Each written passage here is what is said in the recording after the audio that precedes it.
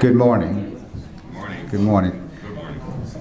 My name is Paul Oakley. I'm the Executive Director of the Port of South Louisiana. I want to welcome everybody for being here with us today. Thank you for coming. We hope you learned something and have access to all the moderators and panelists. And even at the end, I want to remind you, and I'll remind you again at the end, we'll have some one-on-one meetings. If you go through this curtain here, they're set up back there to have some one-on-one visitations with any of the moderators or other people that are here to ask any particular questions. We will have a question and answer period at the end as well. I have to start by thanking our sponsors for this event, which is the Port of South Louisiana, River Region Chamber of Commerce, GNO Inc., which is Greater New Orleans Inc., and the World Trade Center. And the people responsible for those organizations, Dominic Knoll with the World Trade Center, being represented here today by Mr. Larry Boudreau, who you will hear from in just a minute. GNO Inc., represented by Michael Heck, who's going to be one of our moderators, and he will be arriving in a short while. And the River Region Chamber of Commerce, Chastity McCormack.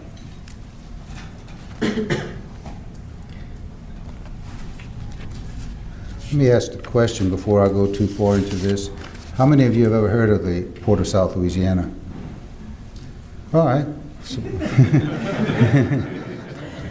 right, that's good, because I'm always amazed. Sort of like some of us think it's the best kept secret out there, but just to tell you a little bit about our port, give you our bragging rights, the Port of South Louisiana is the largest tonnage port in the United States. Last year we had 266 million tons imported, exported, or into domestic. We expect to probably hit close to 280 million tons this year. We're the largest grain exporting port in the United States. We have 7 grain elevators within our port district, and we've been designated recently by AAPA, American Association of Port Authorities, as the largest energy transfer port in the United States, which means that we transfer an awful lot of energy products like crude oil, coal, and of course we do have 8 crude oil bulk terminals in the district, in our port district, and 4 major refineries. In case you don't know, the Port of South Louisiana's jurisdiction extends through 3 parishes, basically everything between the Port of New Orleans and the Port of Baton Rouge, St. James, St. Charles, and St. John the Baptist parishes. We do operate also, which probably is of more interest to you than anything else I've said so far, we do operate a foreign trade zone, and it is the second largest foreign trade zone in the United States. The only one that comes ahead of us right now is Memphis, and I'm thinking probably that's due to the big operation that FedEx has there. Lisa from our port, stand up, Lisa, everybody can see you. Lisa will be available after the conference to answer any questions you might have about foreign trade zone. She runs that for the port, so she actually runs the second largest foreign trade zone in the United States.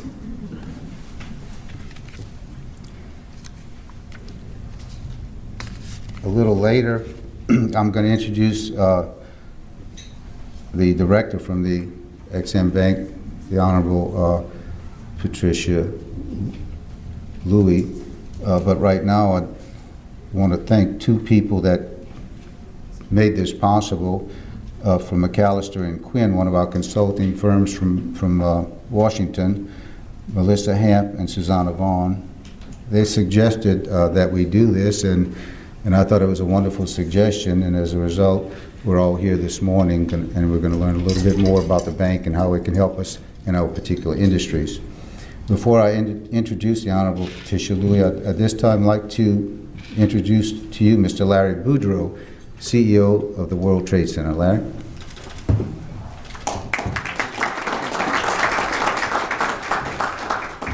Thank you very much. Welcome here to the World Trade Center sponsored, one of the World Trade Center sponsored programs at our beautiful Westin Hotel. Got a great view out there.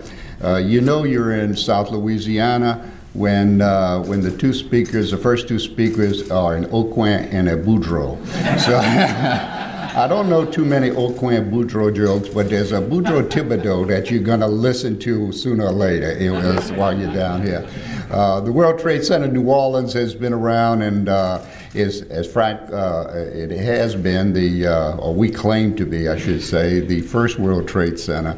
We go back to 1947 with the International House and the trademark. Our building that we built, paid for, and turned it over to the city recently used to be called the International, the ITM building, and then changed the name to the World Trade Center. We're currently residing right here in this building, adjacent building anyway, and so we're looking to build another building or to locate. We must be in New Orleans and we must be close to the port. This is what we're all about. But we also welcome you here. We look forward to the information that we can get. Again, we have a great turnout, and I hope you've enjoyed yourself. Spent a little money here. We need all the help we can get. Thank you.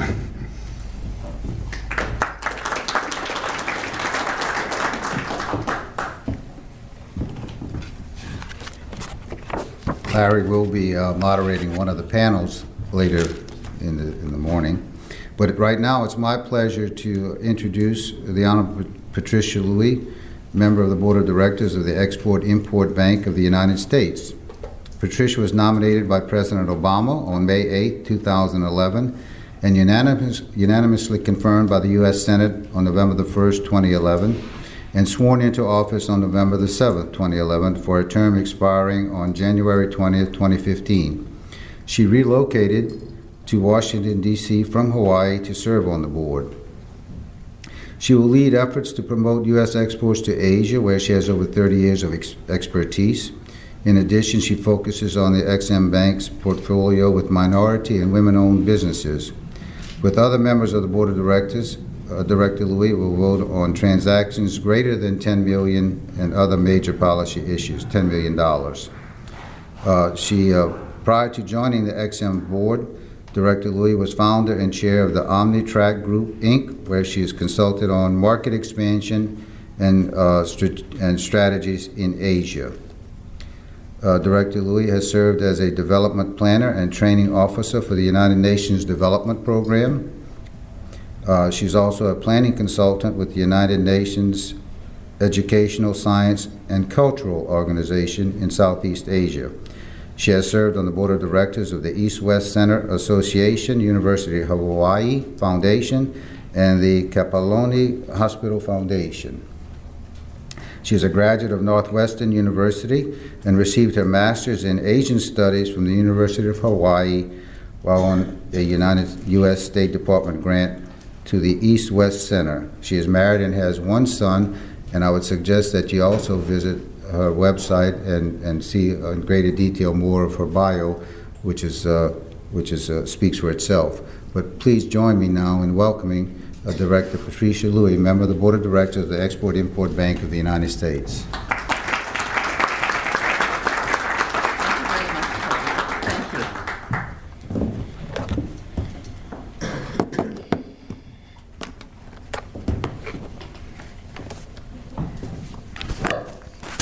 Thank you very much, Paul, for your kind welcome. It is a pleasure and an honor to be here today at this event. Excuse me, I'm touching something here before I need to, so how do I go back up? Is this right? There we go. It really is an honor and a pleasure to be here before this large audience of those interested in exporting.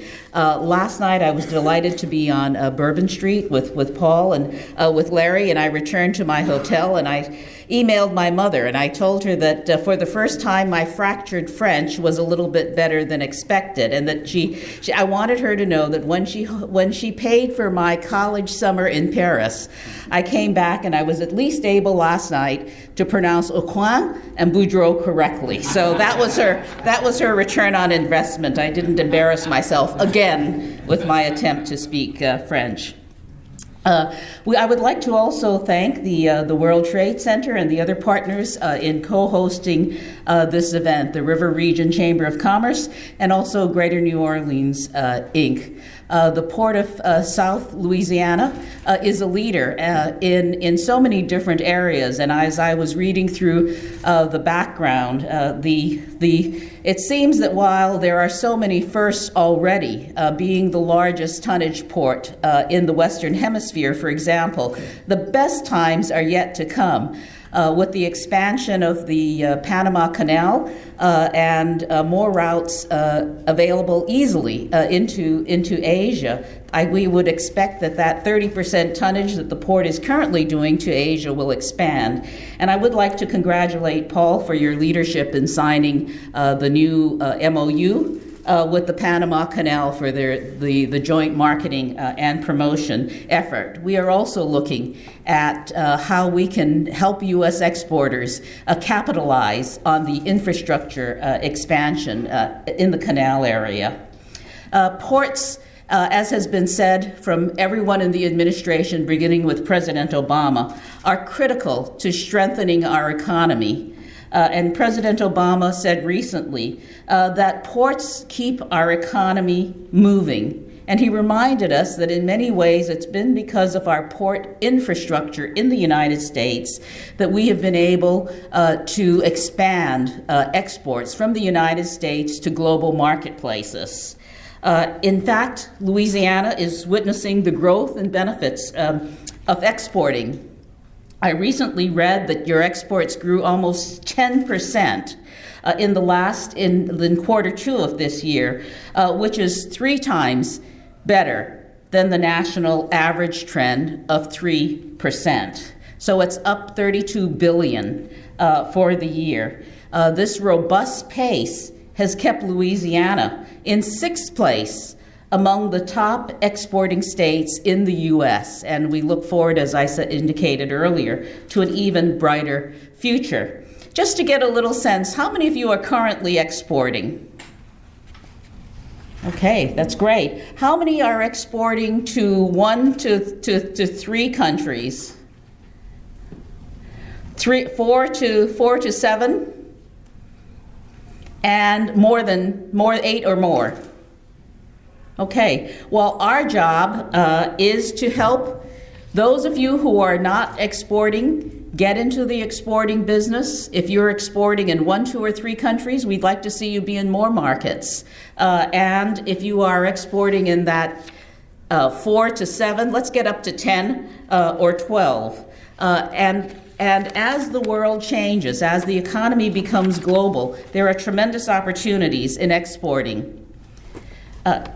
We've always been an economy, because of our size, that has been focused so much on the domestic consumer. But in fact, only 5% of the middle class lives in the United States, which means that 95% are outside the borders of our country.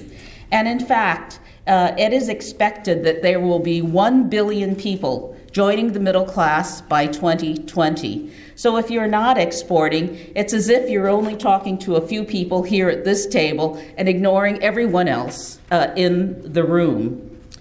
As I travel for the Ex-Im Bank and for the government, one thing I hear repeatedly is the desire to purchase American goods.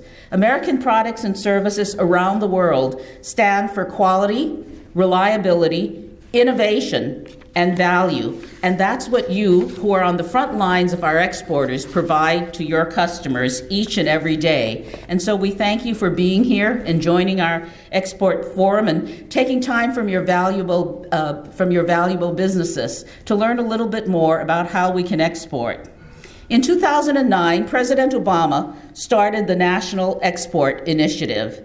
The focus was to double exports by 2015, and last year we hit historic records in terms of exports. Since mid-2009, 30,000 businesses have started exporting for the very first time. More importantly, the number of jobs supported by exporting increased to 11.3 million, the highest in 20 years. That was in 2013. If we look at it from a macroeconomic point of view, Exports represent about 14% of the U.S. GDP. But if we look at it in terms of the economic growth in recent years, exports drive more than 30% of our GDP growth. So in other words, it's doing twice better than the share that it represents of our total GDP. Oops. Let me tell you a little bit about Ex-Im Bank. Ex-Im Bank was started in 1934 by President Franklin Delano Roosevelt. And we were started to support U.S. exporters and the jobs that they provide to their workers based on their exporting successes. It was in the middle of the deep recession. Some of our experiences and some of the projects that we financed include the Pan American Highway, that 30,000-mile road connecting Latin America and trade through the Americas, the Marshall Plan, more than $2 billion after World War II to rebuild the European economies, and the Burma Road. And when you go to companies like Caterpillar and General Motors and Ford, there are actually photos of each of these projects in each of these areas with American products helping to support the rebuilding of our foreign partners. And the reason this is so important is because by buying American, these international buyers are not only helping their own efforts to rebuild their economy, they are supporting American workers, their families, and the communities in which they live. Our job at Ex-Im is very similar to what it was back in 1934. Our mission is to create and sustain jobs by increasing U.S. export sales. Last year, in fiscal year 2013, we supported $37 billion in export sales, and that amounts to more than 200,000 jobs at 3,400 companies. Of that number, a very significant number, almost 90% of our total transactions were for small business, and that's the highest number of SME transactions ever in the bank's history. In addition to generating and supporting jobs, Ex-Im Bank is self-sustaining. In the last 5 years, we have generated $2 billion, and that's with a B, to the U.S. Treasury. This money is used to help offset the national deficit and is in an indirect way of sharing the success of Ex-Im Bank and U.S. exporters with taxpayers as a whole. And it's because of the good work of our employees that we are able to do this. And I'd like to introduce Patrick Crilly, who covers New Orleans from our Houston office. And Patrick is one of our 450 employees who made this $2 billion generation to the U.S. Treasury possible. One of the things that I find quite incredible about Ex-Im Bank is that we service both very, very small transactions as well as the mega projects. For example, in the last several years, our smallest transaction was to support a sale of $400 worth of textbooks to Egypt.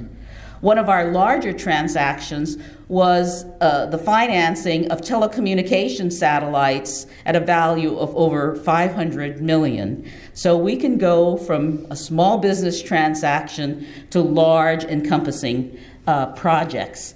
And this is important because what we're able to do when we support even the large mega projects is through the supply chain to support the smaller companies that are doing the outsourcing and the supplies for the mega corporations. For example, last year we financed $1.5 billion to Pemex, and I will be describing some of the small businesses who supported Pemex as part of our financing for Pemex's sales. Jobs, as I mentioned, jobs are our ultimate yardstick, and they come in small numbers and large numbers. For example, There is a stockbroker who was unemployed during the recession years, not knowing quite what to do with herself. She took her grandmother's recipe and started a pickle company. It went from 1 job to today's 10 jobs, and she expects to have an increase of 50% in that job count over the next few years. On the other hand, there is a mega petrochemical project in the Sadara region of Saudi Arabia, and that is 18,400 jobs in the U.S. that are being supported. Auburn Leather, a second-generation company, sells the leather straps, the ties, that you may see, for example, on your topsider shoes. This is an example of fine American quality. They export their leather because other leather made in other countries, if you try to pull them after they've been in the sun and with the salt water, they tear, they break, but not Auburn Leathers, and this is a quality statement that they have. We've been able to support 20 jobs at Auburn Leather as they export their product throughout the world. Ceiling Plus got an offer to do an airport construction, a specialized ceiling. We're initially reluctant to take the contract because of the cash flow aspects, and their bank and XM teamed up to provide them with a working capital guarantee that resulted in 235 jobs. And in the satellite industry, we've helped to generate 21,000 jobs through our financing. Right here in the state of Louisiana, Louisiana has had about $63 billion in exports in 2013, and the top countries included China, Mexico, Canada, Japan, and Singapore. Of that, XM supported 137 million of exports, or about 1,000 jobs. What's clear from this slide is that we must do better, and we would like to do better, and that's why we're here today, to see how we can better serve the needs of exporters and tenants, exporters in the state of Louisiana as well as the tenants in the port of South Louisiana. XM Bank support was up 7%. We worked with 45 exporters, of which 7 were large companies, and the remainder were small businesses. I thought it was interesting that if we look at the mix of top countries for Louisiana export, that seems to reflect that about 1/3 of the tonnage that goes from the port of South Louisiana to Asia. Right here in Metro New Orleans, our authorizations were up 57% to 74 million, which was 61% of our total authorizations in the state, and that supported just under 140 million in export sales. The jobs supported were 450 million, and again, that 35 exporters, of which 5 were small businesses and 5 were large businesses and 30 small businesses. Few of the larger transactions in the region include Intermarine of New Orleans. This is a worldwide ocean transport company that provides heavy lift equipment for project cargoes. And they worked with Intermarine, worked with Siemens Corporation in Orlando, Florida, to ship 15 million worth of wind turbines to Peru. In order to do that, Intermarine needed a loan guarantee with a 17-year repayment term. And because wind turbines fall into that category of renewable energy, we are able to extend extraordinarily long terms of 17 or up to 18 years for renewable energy-related projects. I mentioned Pemex. This is a very robust market. As you know, Pemex and Mexico is deregulating its oil and energy business. We met with their CEO several months ago. One of the messages that they conveyed very clearly is that deregulation will be done in collaboration with international companies, particularly those from the United States. And just to give you an example, there are already 10 companies in Louisiana that are benefiting from our Pemex loan guarantee. These include Edison Truist in Galliano, Louisiana, Auto Candies in Des Allemands, and Seal Tight in Madisonville. So we hope that for those of you who are in the energy sector, you will be looking also at additional opportunities. And by the way, Pemex does send a very large delegation to our annual conference in April. And it's a great opportunity for you to be networking with them if that is your target market. Another example of a company, and you'll be hearing from them a little bit later, but another company that we've supported is Dredging Supply Company, which is a $35 million dredging equipment and spare part company, and I believe Robert will be on the panel. Robert will be on a panel a little bit later.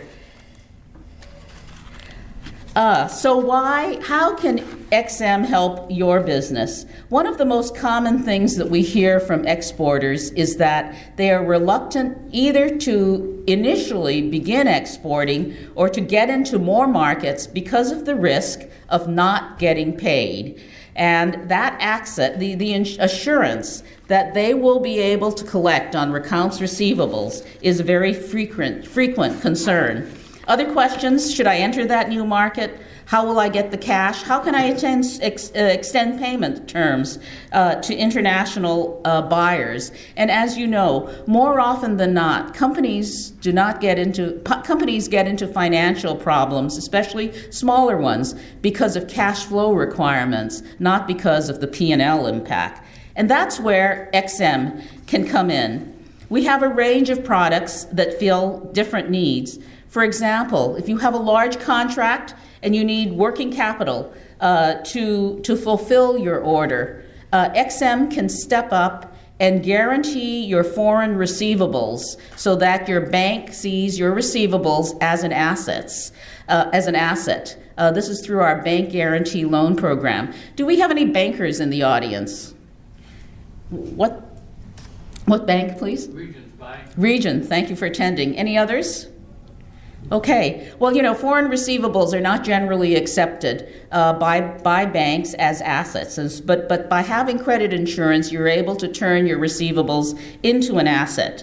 If you need to ensure payment or extend payment terms to the international buyers, there's credit insurance. And credit insurance will ensure that you get paid. Any insurance brokers in the audience? Warren? Do you want to introduce which company? Jay McElroy, we're in Lafayette, and we're an Exim Bank broker. Thank you. Any others? Thank you for coming. And in addition, if your international buyer needs direct financing assistance, we can assist you by providing financing for the purchase of U.S.-produced products and services. So just to give you some quick examples of how we operate, you're going to be hearing more from Mike of Reliable Industries later this morning, but this is a very exciting company that I had a chance to visit yesterday. And Reliable serves over 1,000 customers. We have 40 countries, but I understand it's more like 70, in fact. Is that right, Mike? And we're very pleased that Reliable has used a variety of XM products, including our working capital loan guarantee, our credit guarantee, and also a long-term guarantee for some work with Pemex. But again, I'm going to let Mike fill you in on the details on the panel that will follow.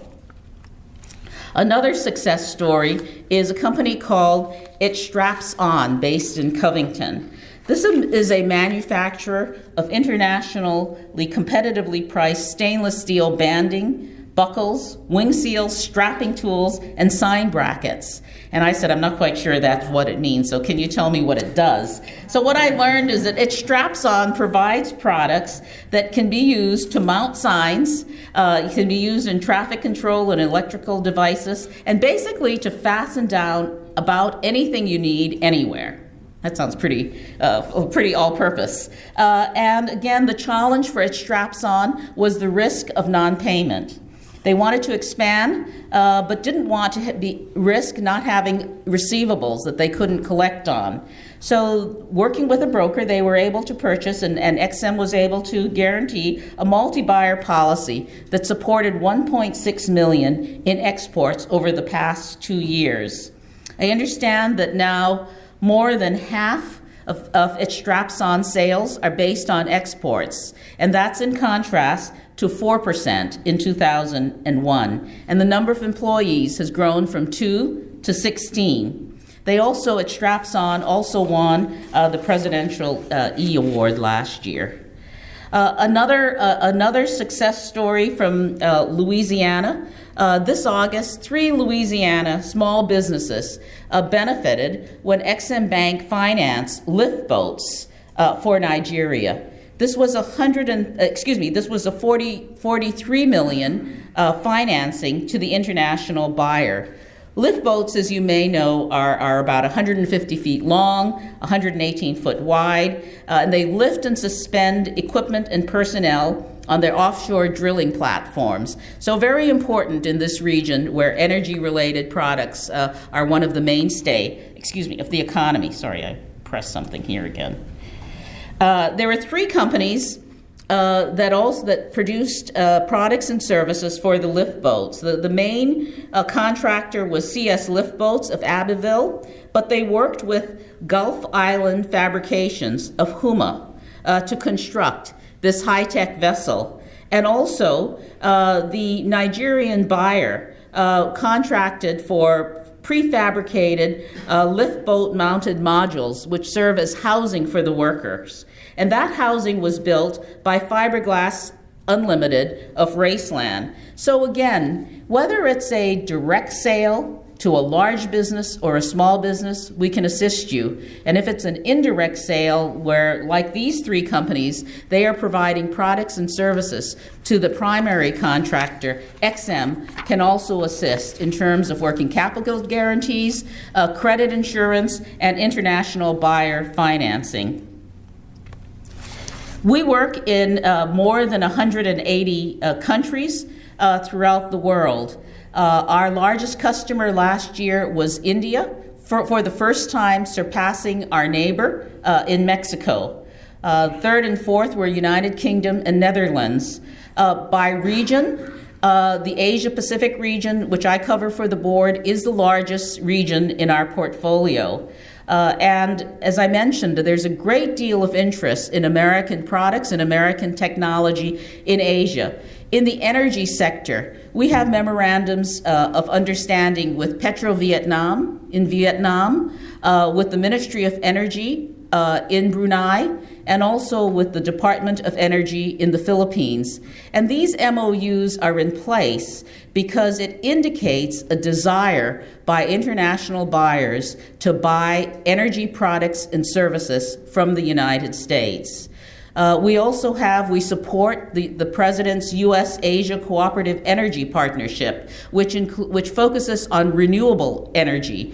We expect to be approving in the next couple of weeks the first transaction under this partnership, which will be a wind farm project in Vietnam.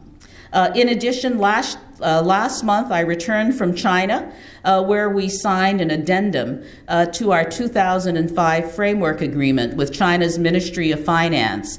And what's so important here is that China is interested in U.S. products and services. We compete on many fronts, but this is not a one-dimensional relationship. I visited provinces in Gansu and in the rural areas of China that are facing potential. They need energy. They need energy security. They have the problems that come with large cities. And we discussed water waste management technology, energy technology, and as I was telling Paul a little bit earlier, they want to be green, not just in terms of remediating the pollution after the fact. One of the things that they encouraged us to do in working with the U.S. Department of Commerce is to do a trade show on green construction materials so that they can build green right from the start. So in energy, environmental products, in medical, as well as in fire and safety equipment. These are all areas where China is very interested in purchasing American. So much so that if a project is approved under this framework agreement, which XM has with the Ministry of Finance,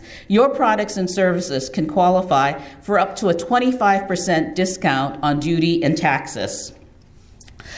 We also have a Sub-Saharan Africa initiative. As you know, the African leaders met in Washington, D.C. A couple of months ago. It was extremely successful, and there will be, we believe, a lot of trade deals that will flow from this Leaders Summit because, again, throughout the world, international buyers want American products and services because of their innovation, their quality, and their value.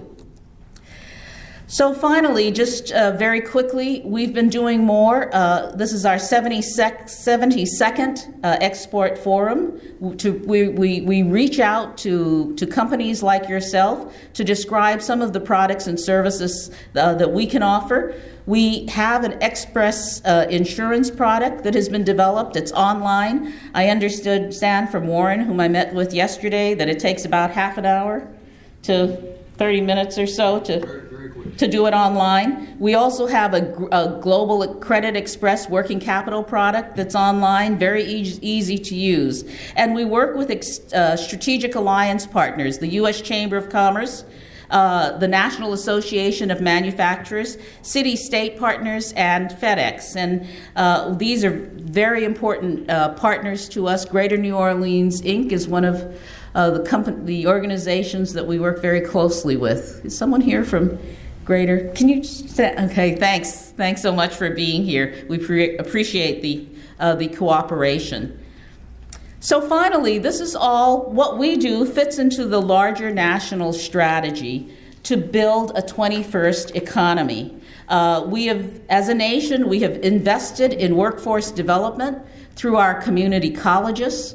We've expanded the number of manufacturing centers in the United States, and we have ramped up our Select USA program to attract foreign direct investment into the United States. In fact, one of the most impressive deals recently was signed by the Port of South Louisiana, $1.9 billion, I believe, investment from a Chinese company in the methane industry. So this is all about building an economy that will be lasting and beneficial to the middle class. Again, I will be here all morning. Look forward to meeting some of you one-on-one, and also would like to point out that Patrick Crilly, whom I introduced a little bit earlier, is also here. This is his contact information. Finally, in closing, I'd like to thank each and every one of you for all that you do. We came through very tough times in 2007 and 2008, but as you can see, exports are helping to drive our economic recovery. And it's not because of those of us in Washington, D.C. It's because of all of you who are exporting and working to rebuild the economy day in and day out. So on behalf of the Obama administration, thank you so very much for what you do each and every day to contribute to a sounder economy for the U.S. Thank you again.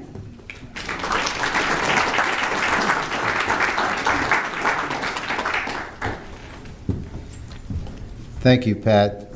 First of all, it's an honor to have you with us, and that was some very informative information that you shared with us. And don't be a stranger. I want to welcome you back anytime. Only in New Orleans, last night we had dinner at Galatoire's, and of course, right on the corner there of Bourbon and Iberville was a brass band. And then inside we had John Fontenay, our waiter, whose real calling is to be a Cajun humorist. And I said, no, I can't promise you that every time you come there's going to be a brass band on the corner and a Cajun humorist waiting on your table, but we'll try to make sure that happens. A few little other notes about the Port of South Louisiana I want to share with you before I introduce Michael Heck. You know, to handle all that tonnage that we handle, it's an astounding number of barges that come into our port, call upon our port every year. Last year was 55,000 barges. We're probably going to hit 60,000 this year, and over 4,000 vessels. So that's a lot of traffic.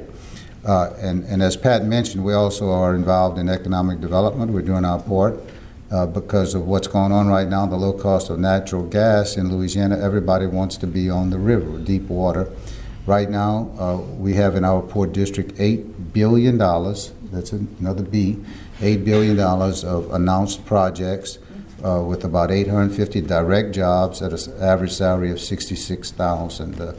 The Chinese company that Pat mentioned is actually going to pay their employees $85,000 average salary.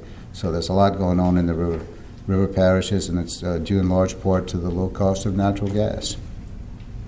It's now my pleasure to introduce the President and CEO of Greater New Orleans, Inc., or as we refer to it, GNO, Inc., Mr. Michael Heck, whom probably everyone here already knows. And Michael will be leading, moderating one of the panels today, and it's just a pleasure to have him with us, and also as one of our sponsors. Michael?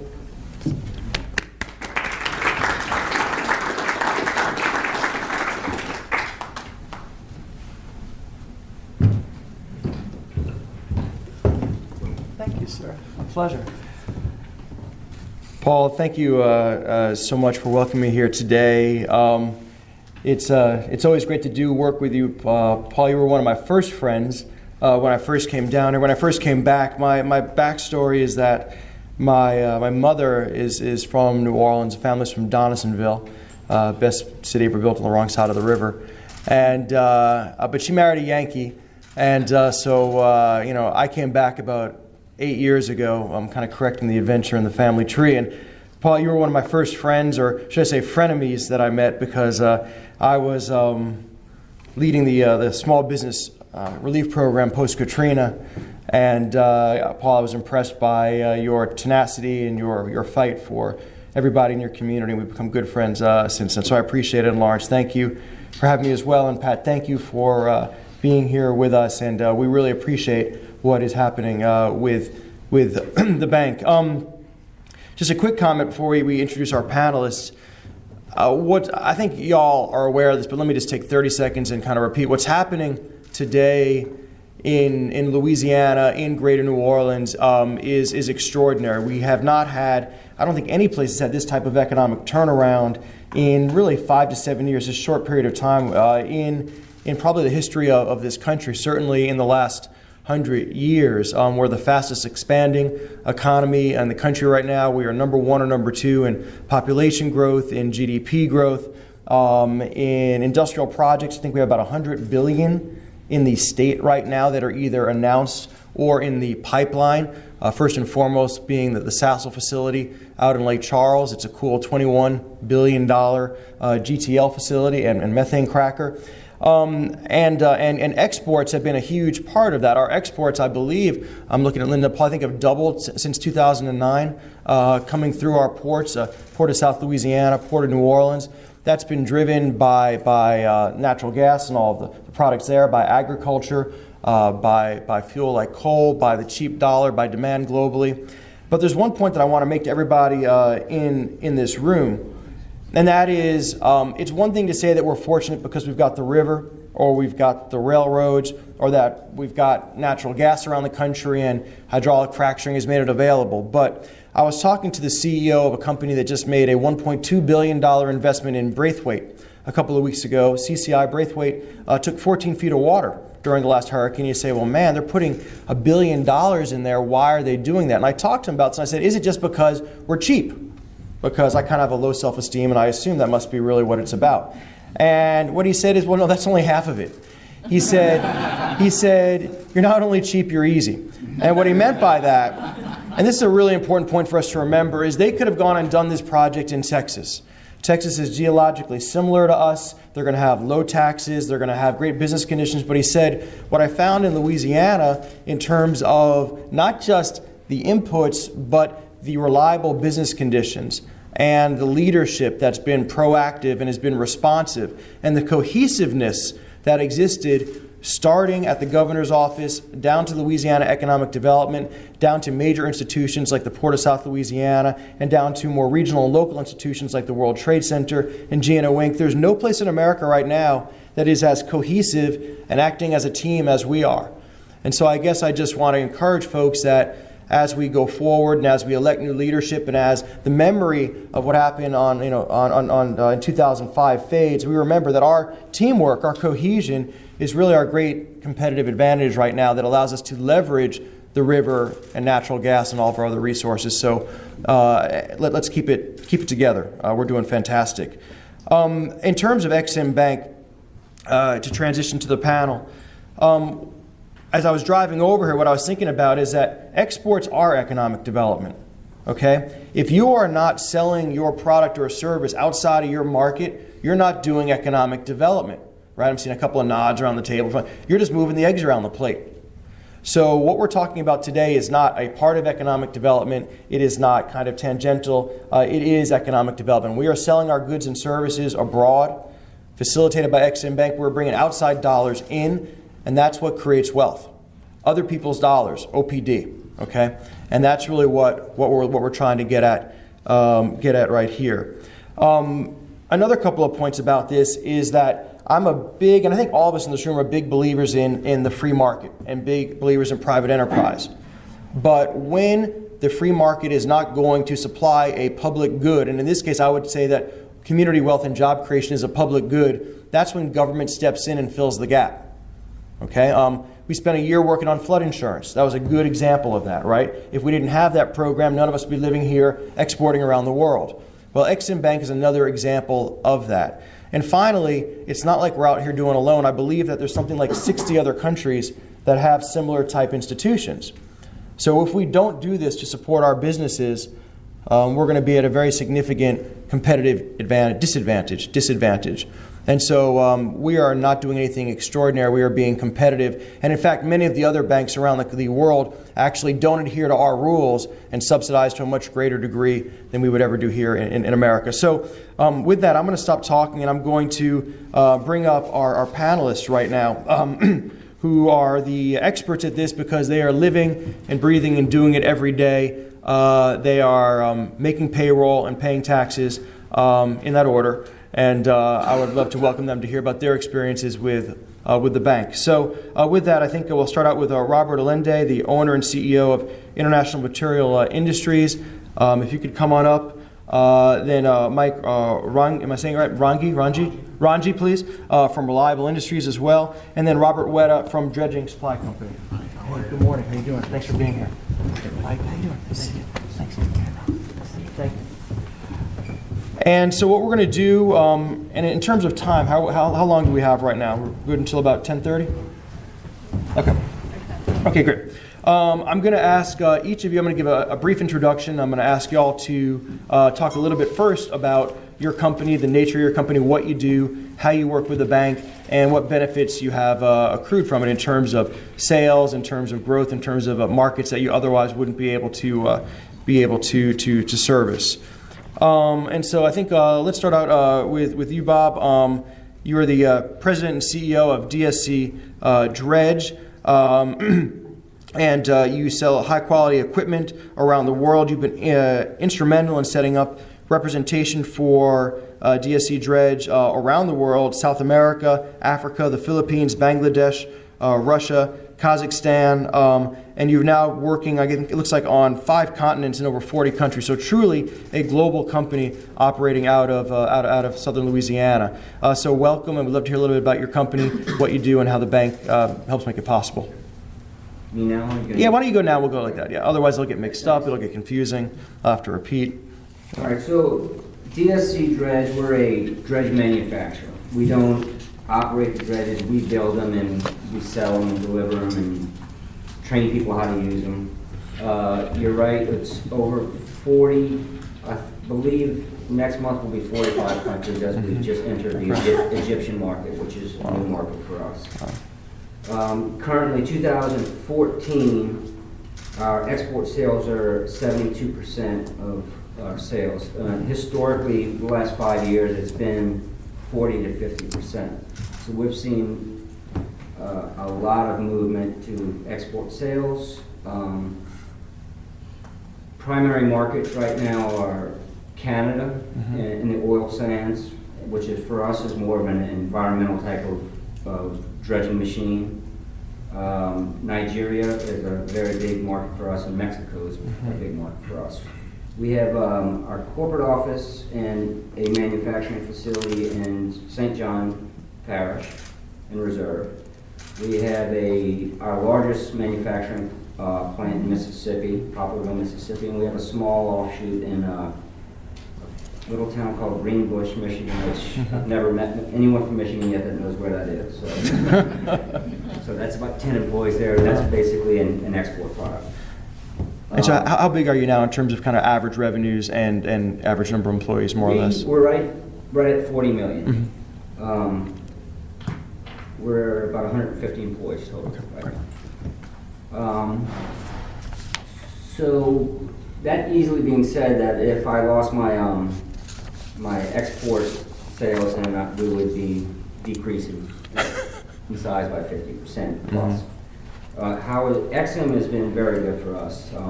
We use XM for our working lines of credit primarily. So where our local banks get a little bit scary about the export side, then XM steps in and they basically help to get a separate line of credit that they're going to guarantee, so our local banks feel comfortable about it, and they work as a team that way. And Bob, is it just? I'm sorry to interrupt, but are the banks concerned about the business risk or the political risk? What's kind of the? I would say probably both. Maybe more of the business risk. It depends on how you structure terms. I mean, our terms are basically we get paid before our product ships. Right. So it works pretty well for us. We also use XM to finance the buyers. So you'll have strong companies, and I'll use Nigeria for an example, where their interest rate may be 20%. It's going to be hard to borrow that type of money, but when XM steps in and does a little due diligence on the company, finds out they're creditworthy, they may get a 6-7% loan. Okay.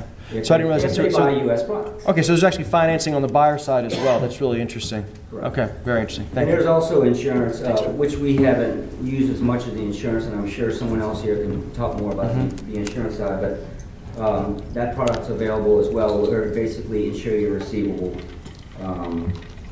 We have not had a need for that because of the way we structure payments, but if the need comes up, we would certainly use the product. I'd like to talk a little bit, I mean, XM's been great. I can't say anything negative about it. The process we could always be a little bit faster. You did talk about other markets. China has a similar program, and they get things done a lot faster. And like you said, Michael, it's probably they don't play by the same rules we have to play by. But it's very important that XM stays around because other countries have it and use it as a benefit. And if we lose it, we just lost one level field of playing. Yeah, for sure. Okay, great. Thank you. I think maybe we'll pause you there, and we'll go on to Mike, and then we'll come back with some questions. So, Mike Ranji from Reliable Industries, which is a supplier of engines and filters and components and parts for a number of industries, I believe, mining, marine, construction, power generation, all of the industries which are going to be expanding like we haven't seen in about 30, 40 years here in southern Louisiana over the next couple of decades. So you're very well placed, I think, for growth. Love to hear about how the bank has helped your growth so far and how it'll be integral or essential for going forward. Mike, thanks for being with us. Thanks very much, Mike. I appreciate your time this morning. I certainly want to thank the folks that have put this on, because it gives the three of us up here an opportunity to tell you what XM Bank has done for us. I wouldn't be here today if it weren't for the bank. My company is in Metairie, and with Mike and Gino Inc. Bob's upriver, and Robert's across the lake, and I'm in Jefferson. So it's really a community that comes together about New Orleans. And so my business has been in the international arena for the last 30 plus years. We have approximately 60 plus companies in at least 60 countries. Revenue-wise, we're about a $20 million a year company, employees about 40. We have the one location now that we've kind of consolidated in Elmwood. I've got 9 acres, 200,000 feet under roof, where we have a distribution business, we have an export supply and logistics company, and then of all things, we're in the film industry. I own a company called G Street Films. And so we've got about 20 films there. But anyway. You do all those films about parts for the mining industry, yes, and it's gripping material. So as a company, our focus, the largest part of what we do is international. Grew up around diesel engines, and where's a diesel engine operating? It's in a piece of agriculture equipment to power generation. It's on Bob's dredges. I mean, we actually, Bob's a client of ours, and we've been trading partners through the years. Most recently, I was in Mongolia 2 weeks ago, talking to clients about the mining industry that's kind of reestablishing itself there. It's gone through some tough times in recent years. But for us, unlike Bob, who does a different structure, our focus is on one of our strongest strengths. While we use the working capital line guarantees and that sort of thing, we use their trade insurance. The very, very, very first thing we do is underwrite credit insurance for our clients, because our clients are some of the largest mining companies in the world. And as much as I might like to think that I want you to wire me the money up front, I want you to place a letter of credit, I want you to secure that, I'm dealing with companies that are billion-dollar companies that aren't going to pay me in advance. So I've got to come up with a way, and that way is Exim Bank. I mean, it's their trade insurance that allows me. The very first thing we do is we underwrite a line of credit that then the bank supports. They will give me an advance against that. I can extend terms to the client. I sell to the largest iron ore producer in the world. They're a multi-billion-dollar company, and they're certainly not going to pay me in advance because I'm in the States and I want the money. And so the Exim products have allowed us to diversify it, to shelter our risk. Because as Michael alluded to as he spoke, every other country in the world, every other major manufacturer in the world has a government-supported company, entity that wants the export business. And so the U.S. needs Exim Bank to support that, to give the U.S. manufacturers the tools, the strength to compete in the global market, because it's not a level playing field, as Bob alluded to. There's too many times where the nationalistic pressure of those agencies are doing things that it's not fair trade. And so as we look at the markets where we want to penetrate and work, I'm in 17 countries in Africa.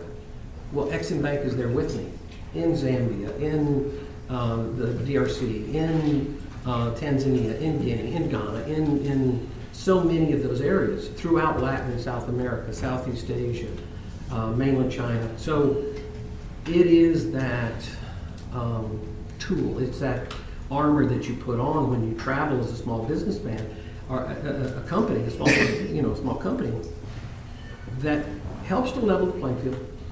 One of the things I'm grateful about is the tool as a small business that I have is the same tool that a Boeing or an IBM or a Xerox has.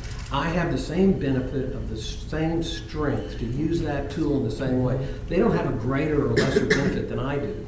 And so I get to use those kinds of tools to travel and get on a plane and solve problems. That's what we do. All of some people will tell you that when you get in front of a customer, they have problems and needs, and our job, our role, is to help them solve those problems and buy product. On my side, we're in the distribution business, and so I warehouse quite a lot of product that we're able to buy and resell anywhere in the world. We can play hardball, if given a fair opportunity. And then we're in the redistribution business where we do purchasing and logistics for mining, marine, construction, power generation companies. And so I'm very grateful to sit in front of you today and tell a little bit about a local voice story and why Exim Bank is so critical to our future. Great, thank you so much. And we'll go to our final panelist, Robert Allende, who is the owner and CEO of International Material Industries, which is dedicated to the manufacturing of concrete additives and chemical products for construction. Now you're serving markets. I mean, this is kind of competition. You're in 22 countries, so you're not. Is that a little bitty ones? Yeah, including Monaco, Andorra, Liechtenstein, growing market. But also international throughout Central America, South America, and the Caribbean. And then I think you have a background also in banking that you brought to this. But we'd love to hear about the company, where you're selling in. And again, I think it's very interesting to hear about the different uses of the bank, whether it's for the insurance purposes or the financing purposes. Obviously, a very flexible and holistic approach to helping business in America. We'd love to hear how you're using it and plan to in the future. Thanks, Robert. Thank you. Thanks for everybody coming here today. I think you're going to, if you're not familiar with Exim Bank, you're going to be a little surprised at how useful it's really going to be to you. As far as a small business, much smaller than these guys, we only do $3 million in sales a year. We have about 6 employees. We started off with 2. Our business is 13 years old. I worked somewhere else before and had a little bit of exposure to Exim Bank. And that really has helped us from the very start. If it wasn't for Exim Bank, we wouldn't be here at all. We'd be doing something else. Why is it so important to us? We sell to ready-mix plants, and a ready-mix plants being a concrete plant that has the trucks, and they'll dose sand and gravel and water and cement and a little bit of chemical to make the concrete behave the right way in order to deliver it, for instance, 3 hours away, so it doesn't set up in the truck, or to deliver it to a port facility where you can have water-resistant concrete, or concrete with that won't allow corrosion into the pillars or piers. So we'll do that mainly. We also have grown where we set up very small hydrating plants where we ship out in powder. That way we ship 1 container instead of 4 containers. So it cuts down a lot on the shipping expense. And we'll finish the concrete admixture at the job site. And we do this for larger jobs, like hydroelectric dams. We did 1.8 million cubic meters of concrete in Costa Rica in '09. And then as soon as that went successfully, then 3 or 4 other companies building dams immediately contacted us because the savings were massive. And things have gone very well that way. So right now we're doing 2 dams in Costa Rica, a few in Panama, 1 in Peru, and we're looking at doing some dam repairs in Honduras to El Cajon, which is the biggest dam in that country and supplies more than half their electricity.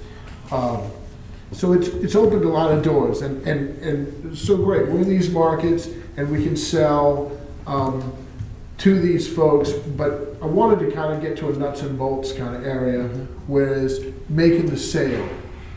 Everybody talks about making the sale, and great, now I've got the sale, but to make that sale, you got to think who you're talking to. These people in these smaller countries where I deal, they have to work very hard to make their money.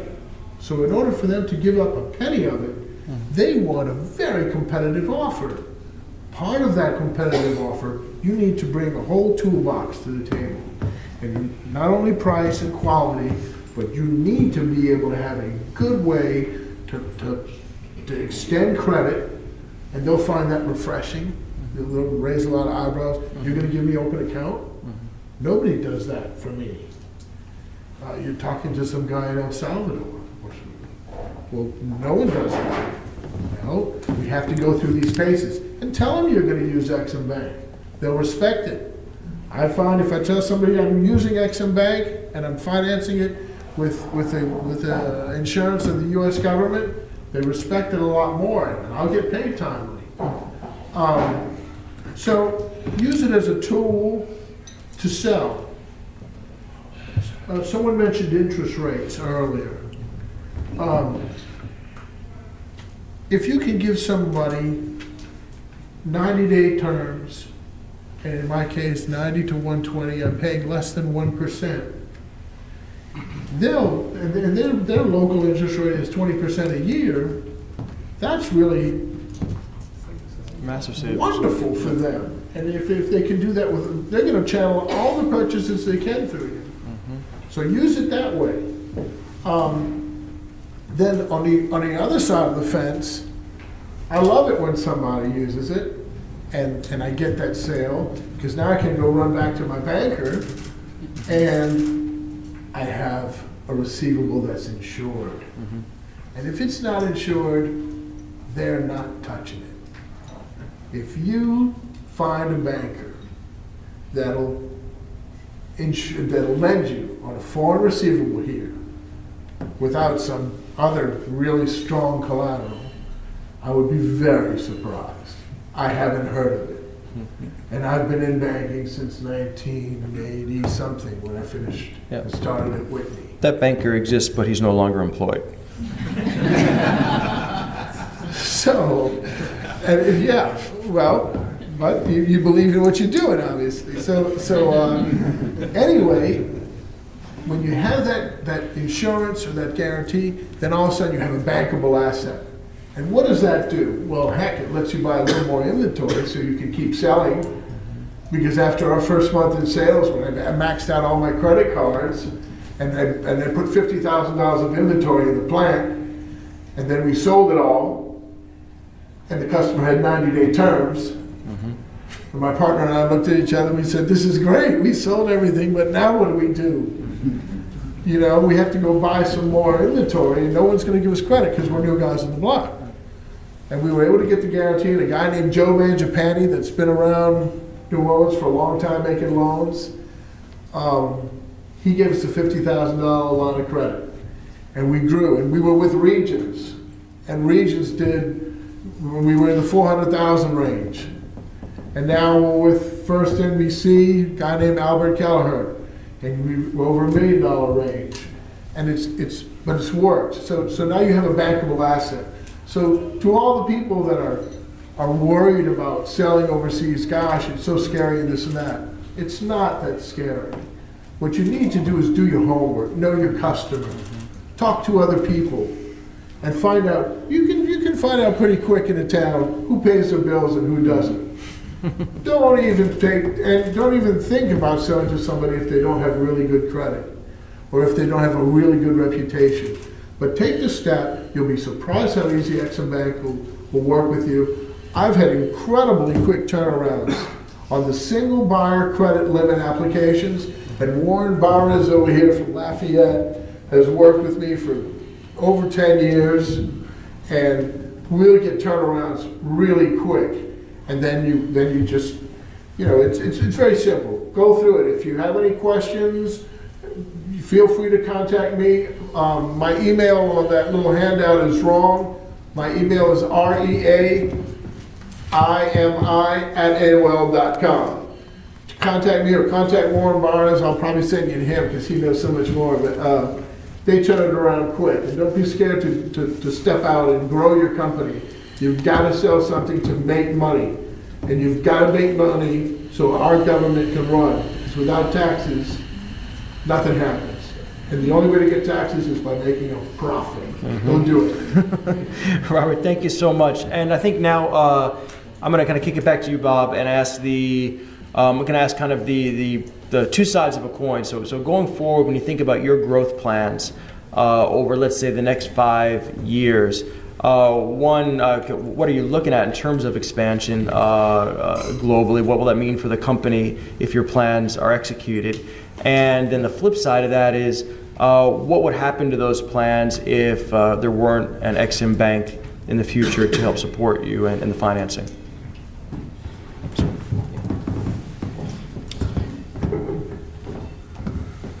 First part of the question is the 5-year plan is a tough one because we don't live in those type of environments anymore. Our business plans now are 1 to 3 years. So that's fair. I'm gonna be honest on this. There's a lot of things that we're doing. We have a great company, but there's a lot of things we want to do better. So our growth strategy right now is more on employee retention because it's a tough environment coming up right now. We're going to have a shortage, in my opinion, of great skilled workers, so I want to keep the ones I have.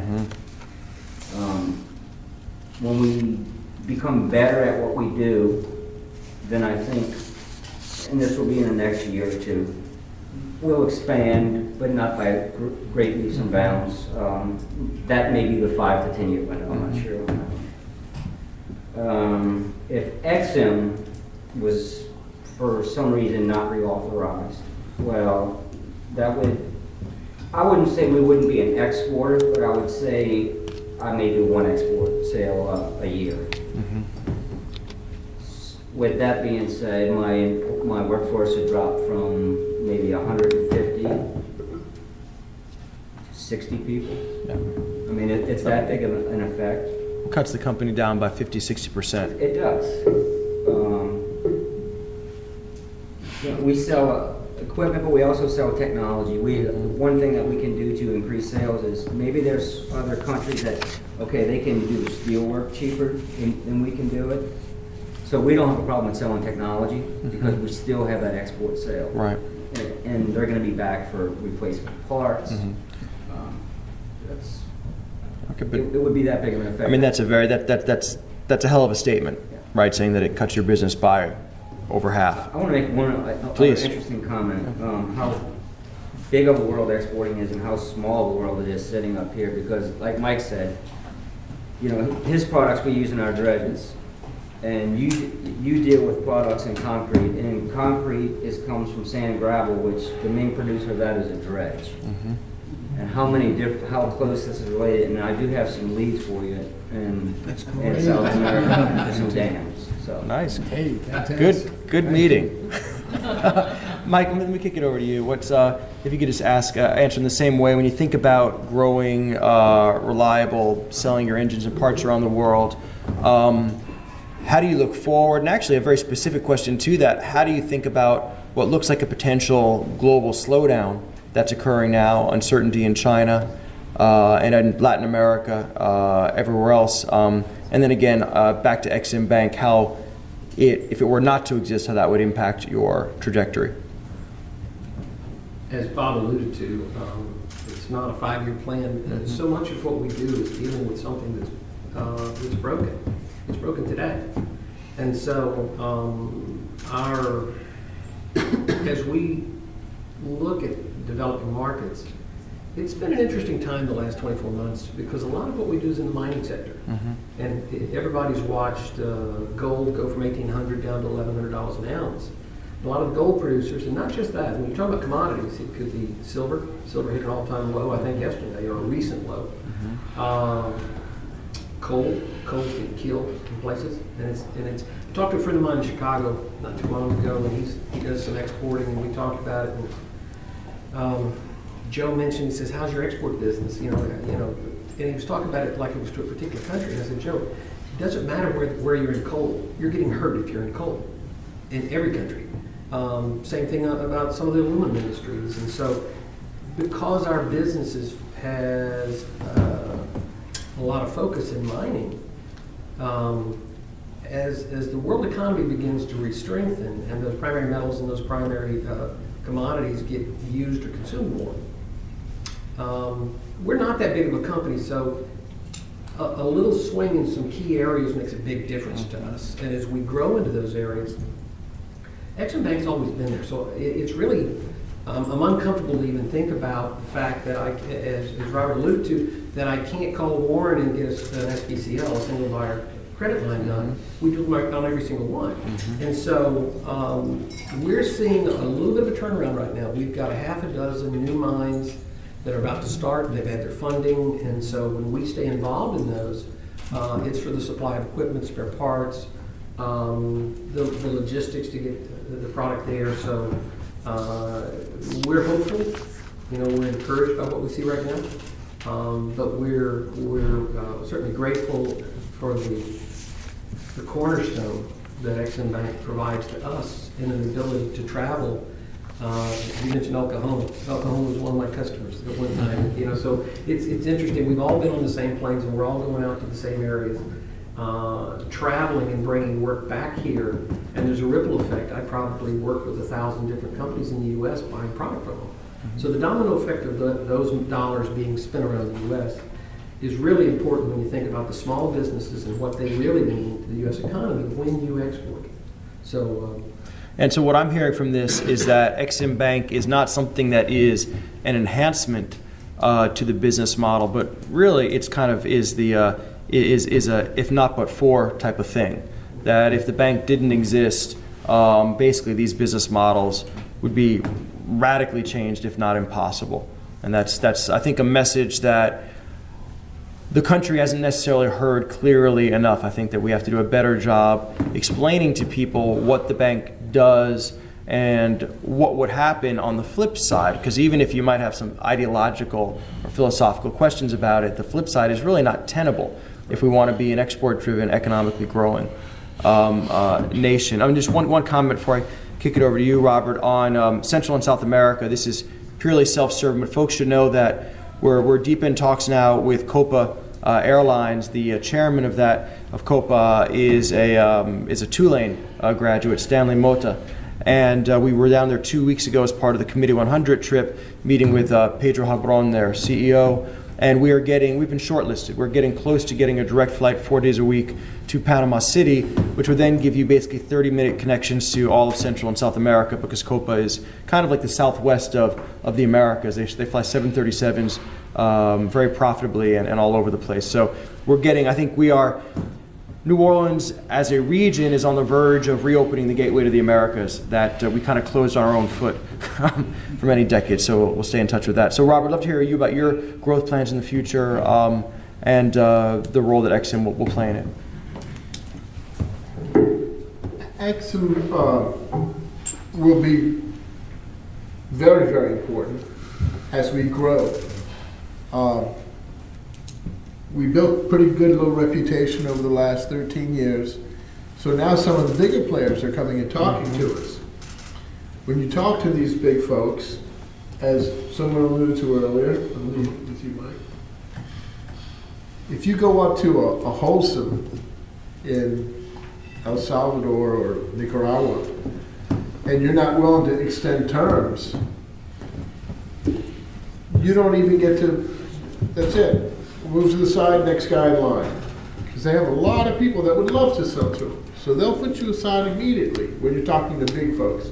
When you're talking to little folks, you can get them approved if you do your due diligence and they're credit worthy, then they really appreciate the terms. But now that we're selling to bigger people, we have to be able to give them credit. And then also we're selling to bigger jobs. For instance, there's a job that we're looking at, and it's on the border, right near the border of Ethiopia and Sudan. And it's called the Millennium Tunnel. And it's 8 million cubic meters of concrete. So that's hard to even visualize, but that would really move us to the next level and let us employ a few more people. And again, you get more international exposure, and other people will call you just because you did that project. So if we didn't have our Exim Bank to insure that receivable, I would be scared to make the sales call. Mm-hmm. How do I walk in knowing, okay, when I have to carry this receivable, this thing is going to be about $4 million I'm going to have to carry. There's no way to do it without the insurance, at least from a small business standpoint. So we're expanding. We've got Latin America pretty much Central America pretty much buttoned up, and we're expanding and having better market penetration in each country. In South America, that's one of our big pushes. In the Caribbean, we haven't even started to really participate in East and West. It's more than North and South. But if that tool wasn't there, it would be very difficult. Let people know about it. When I have a conversation with people and I tell them, oh, the Exim Bank, yeah, we get our insurance through them and stuff, and something really good the U.S. government is doing, they are shocked when I tell them, this is the one branch I know of that actually has a surplus and gives money back to the government. And they're skeptical about it. They ask, well, how do they do that? And then we tell them, well, we have to pay, just like private insurance, and private insurance companies are profitable. We pay a premium, and if you don't file a claim, that premium goes and you end up with a surplus, basically. So it's very surprised. I'm sure when you talk to people, they're kind of skeptical about the profitability and that it's not costing the taxpayers a penny. And that's something that really could be underlined more. Yeah, no, I agree. We definitely have a messaging challenge, which is not surprising, particularly given the skepticism that is pretty general now about government. So I want to now open it up for questions. I have about 5 minutes left, so I'm going to turn to Paul for a question, then anybody from the audience. And gentlemen, thank you. Paul? Yeah, thank you, Michael. Great job, panel. I'm just curious. I mean, I'm hearing how this XM Bank has helped y'all, but who do you call? I mean, is it Google a number, or you go to your bank and tell them, get in touch with XM, or you put together a package where XM is part of the package and bring it to your local bank? How So do the question is, what's the workflow if you want to engage Exim Bank? How do you you start? get the ball rolling? For us, it's been, Exim has different companies that they work with that represent them to promote the product. One of those is J. Maxim Roy, which is Warren Barnes. He's our agent, and he has that relationship. So it's as simple for us as we'll get a credit application from a client. First thing we do is call Lisa in Warren's office, submit all the paperwork through. They package it and submit it to Exim Bank on our behalf. And there's others that do that, but Warren's the best. We've worked with those guys for 15, 18 years, and they are far and above for us, the people we work with, and they get the job done. And we've got credits as big as $5 million for clients, but it takes a little bit longer. The small, $300,000, they may get it done in 7 to 10 days. Multi-million dollars, probably 3 to 4 weeks, but it gets done. We just got one approved in the Middle East for $2.5 million. I've got another one in right now for $3.5 million. So those are definitely things to do, because that lets me then draw, work with my bank to draw the funds and have extended terms with the bank to pay for it. But that's how you get through the system to get your answers. And it doesn't cost anything. No, we're good. It's all, Exim Bank takes care of Warren. How? I don't know. But you can call up and get a wealth of information, support, and of course they have great websites, and you can go read all about it and everything, and try to navigate it yourself and learn. Anybody can Google something and learn a bunch about it nowadays. They have good websites, read up like crazy, and then call one of these brokers that do a good job. Great, thank you. Any other? On a working, Please. on the working capital side, that's basically going through your bank. So on the way we use it, we bank with JP Morgan Chase, and that's all handled directly through them. To the bank that take care of it. Great, thank you. I might actually call on Caitlin Burney, who runs all of our policy and communications out of GNO Inc. Last year, she was the point person for the national effort on flood insurance. So maybe, Caitlin, you give an update on where we are with the current temporary reauthorization, what our plans are to get more permanent reauth after June. Sure, thanks, Michael. So I think folks may or may not know in the room that the bank is only, their charter is only through the end of next June. We need to advocate for a full reauthorization, which I believe runs on a 5-year cycle. We're just in a September through, this past September through next June authorization. So we led a lobbying effort last month or so to get the bank reauthorized through September, and we'll continue that effort to get a broader coalition to reauthorize the bank on full term, culminating next June. So if folks are interested in learning more about our work on the advocacy side to make sure Exim sticks around, just grab me afterwards and I'll add you all to my email list, and we'll continue to communicate with Congress about why Exim is so important for Louisiana jobs.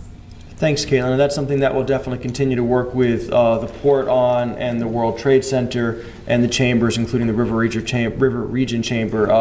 I think that this panel made it abundantly clear that this is not a nice to have, this is a must have in a global economy, particularly one where there's a manufacturing renaissance happening in southern Louisiana. So I think we've got about 120 seconds left. So what I'm going to do is go to a speed round for y'all. I'm going to start with you, Bob, and this is just a broad question. And I'm asking you this because I'm a recovering small business owner, and so I'm this is part of my my work in my program. I want to ask you, if the country could do one thing to make life better for small business, and this could not necessarily be XM, but in terms of tax policy, in terms of immigration policy, what is the one thing that if you could wave a wand and be king for a day, that you would change in the terms of the way we handle small business in America? Okay. Small question. Yeah, and the recognition, we see in the news, we see through every organization about the $40 billion deals and the $17 billion deals. But to small businesses who employ more people and have just an impact, you don't ever hear about that. I'd like our story told a little bit more. I When agree. our story gets told, then more resources come back to us. Yeah, I think that's the number. At the policy national level, there is not quite frankly, an organization or an entity that's effectively telling that story in the same way that other organizations like the U.S. Chamber, let's say, is doing maybe for larger organizations. That's a Michael Hecht editorial opinion, not Gino Inc. Mike, what would you say? I've got to agree with Bob. As you get the message out about the effectiveness of what international can mean to your business, sometimes the U.S. is an island, and a lot of people have a lot of concerns about export and how to do it. And I'm not here to tell you, there's nothing about it that you can't find a relationship and a friend to help, whether it's that banker, whether it's the support you can get from the U.S. Chamber of Commerce, whether the Department of Commerce or Exim Bank or a freight forwarder or an international attorney, international tax advisor. All of these are skills that you can be directed to support you to overcome your fear of doing it. Because once you line up that team, then you can with confidence go and make those calls and close those sales, and it'll have a tremendous impact on your business. And so I would encourage everybody to get up and do it. Just do something. Great. Thanks, Mike. And Robert, final word goes to you. When you said just do something, that's huge. A lot of people talk about it, read about it, write about it, mull it over, put it off, think about it, but they don't do it. You know, I remember, I was thinking about opening this small business, and I saw some guy, I think it was Famous Amos, that made the cookies. Right. And he said, you got to go out there and do it. Get up in the morning and actually do something. Don't just talk about it. And that's so true. So you're looking at international markets that way, do an export, even if it's small. Just, wow, I sold one pallet in Mexico. If you can do that, you can sell a container, you know? So do it. And don't say, oh, well, those are small little markets. Man, what a difference. You know, I still remember the Juan Valdez with the little burro and the coffee thing in the mountains of Guatemala. And then when I landed in Guatemala City, Yeah, it's not what it looks like. geez, it's like 6 million people. Yeah. It's a lot bigger than New Orleans. We're a little town compared to them. You know, we're just tiny. You go to Panama City, Oh yeah, it's Dubai. it looks like It's Manhattan. amazing. You know, so those are big markets. Don't ignore them. Get off your chair or your couch and go do it. Great. So that's a great inspiration. A round of applause for our panelists. Thank you. I thought that was fantastic. So Paul, back to you. Thanks for the opportunity. Pat, thanks for all that you do. Appreciate it.